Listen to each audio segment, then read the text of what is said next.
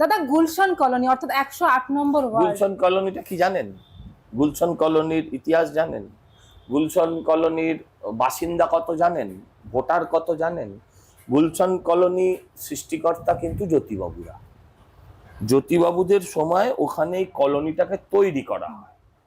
জলা বুঝিয়ে খানিকটা অঞ্চলে বাংলাদেশি উদ্বাস্তুদের, সংখ্যালঘু তারা, তাদেরকে এখানে ঠাঁই দেওয়া হয়।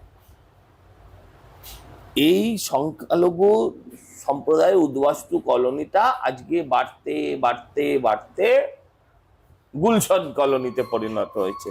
এই গুলশান কলোনিতে পপুলেশন হচ্ছে 2 লক্ষ। আমার কথা নয়, সরকারের কথা, আপনারা মিলিয়ে দেখে নেবেন। গুলশান কলোনিতে পপুলেশন 2 লক্ষ। ভোটার কত জানেন? 2 লক্ষ পপুলেশন মানে একটা বিধানসভা হয়। 2 লক্ষ পপুলেশনে একখানা বিধানসভা হয়, সেখানে পপুলেশন হচ্ছে 3000।